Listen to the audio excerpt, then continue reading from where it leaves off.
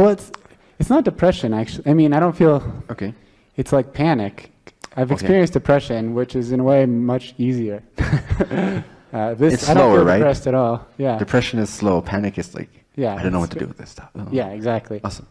So what do you do with this stuff? Just breathe. Breathe, I mean, that's I can't good. meditate. I can't eat. My normal things that I do don't help. Really. That's all great. That's all can all be of support. The breathing. But how do you respond energetically? What is your point of view about that thing that happened? When you panic, if you feel like it, if you feel like being honest with us, just kidding. But can you bring to the service, or can you share with us one thing that would trigger you into panic mode? Like just a neutral, not neutral to you, but just an appearance. Describe an appearance in your life that would cause this panic, or that you would respond to with panic. Yeah, so the thing that's happening now, I think the thought that's panic is like, it comes as for no apparent reason, and then the fear thought is like, I'm losing my mind. And that's the thing that What comes for no, so what's the appearance? Just raw emotion, just like a contraction, a fear. Okay. It's really, this is why it's so hard to work with, is like, I don't know why it's happening. There's not like a story like, I'm afraid of this, I'm afraid of that. I see. It's just like these waves. And why do you respond to that with panic, these waves? The waves are just the waves. Because there's a fear of like, I'm going insane, basically. The fear like, that you're going insane? Yeah, like I don't know what's happening, I don't understand. What is that based on? How is that a lack belief? Oh, there is intense emotion coming up. I don't know where it's coming from. Let's panic. How's that a good choice? It's not a good choice. Does it help it? No. Okay, so never panic, right? It's fine if it happens. That's just then at that point. As soon as something happens, it's another appearance to which you can respond differently. It's not like, oh shit, my second response to the initial appearance was already negative, now I'll just have to sit in that. No, you can respond to that again anew, differently. And to that anew, there's always an appearance. Your choice immediately becomes an appearance to which you can have a different choice. And have a different choice. In that sense, you're never stuck. Because even there's intense emotion with which I respond, I don't know where it comes from, therefore I can't work with it. Therefore the response follows, oh, that means a lack of clarity and a lack of being back to who I truly am, therefore let's panic, because it could mean a lack of identity, a lack of losing myself and my mind.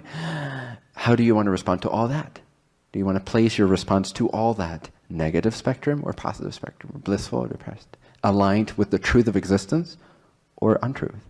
In other words, there's these appearances and the sequence of responses all the way down to panic. And now I'm in a panic mode and it feels like I don't have any connection to anything true. How do you want to respond to that? How do you want to respond to not being able to see clearly? You're clear that you're not seeing clearly. That's one way to emphasize it more positively. I am clear that I'm confused. Nice. Dude, I'm actually clear. That means I am clear the appearance is confusing. But I am clear on a confused appearance. That makes you independent from the circumstance, and emotions are circumstances, thoughts are circumstances, beliefs are circumstances.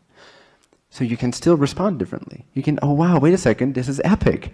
I'm completely clear that I'm not clear, right? That's just one example. So how do you want to respond to your panic? Can you see that the observer of panic is calm? Yeah. Beautiful. Yeah. So you're absolutely stable, absolutely motionless, empty, free, clear awareness, aware of panic and freaking out. Yeah. In fact, it almost feels like there's a lot of clarity, and it's like so spacious all of a sudden. Beautiful, right? Somehow a panic. So the panic offered that contrast, no? Yeah. It offered that opportunity. It was an epic panic moment. Yeah. Beautiful. Yeah, it's been really epic, for sure. Yeah. And they both end with I see. And you're at the integral center. So perfect. You're exactly where you're supposed to be. In panic, epic, I see. So great. Cool. Excellent. So how do you, this is my message to all of you, how do you wish to respond to whatever you've already responded to? Even if you don't like your initial response to the initial appearance, what is your secondary response? If you don't like that response, investigate how you were basing that off of an unconscious belief that lack could occur to you. And then respond differently until you respond exactly as existence itself would respond. With unconditional love, knowing that all is well, more than well, knowing that exciting opportunities are always present, knowing that you're never limited, knowing that there's an abundance of whatever you ever need or want, until you reach that stage. And then there's just total bliss, and you couldn't care less about the appearances or the past responses. Does that make sense?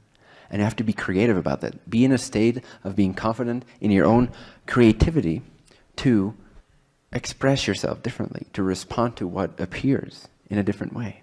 Always know that you're never stuck.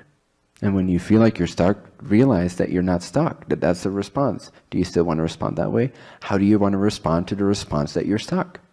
That you're free, no? You're free to choose being stuck or not stuck. Or whatever other creative way you can see that is in closer resonance with the truth of existence, which means it will feel better to believe that, to see that, to respond in that way, because that's your guiding mechanism right there. It's the emotional body. All it's supposed to do is to guide you back to clarity, to truth.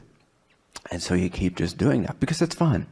Who would want to stay in a state of neutrality and call that enlightenment? This is where the rubber meets the road. This is where you become a transformational being. This is where you become divine.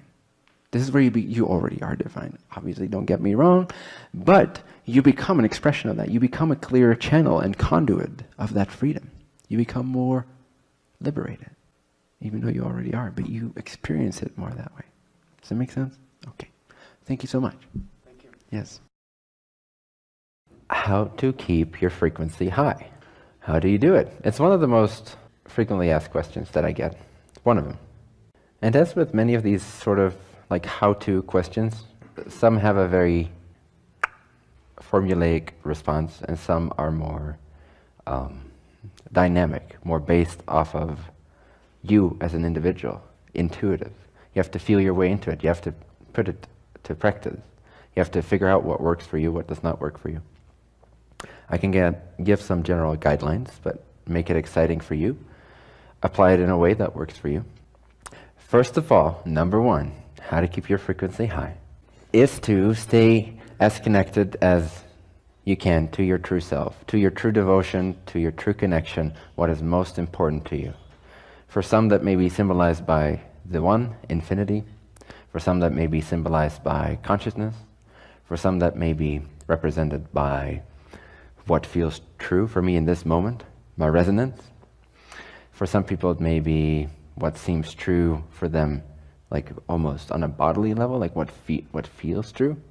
For some people it's an idea or it's a frequency. For example, love. I want to stay true to love. So have something that you would call the highest. Whatever for you is represented by the highest.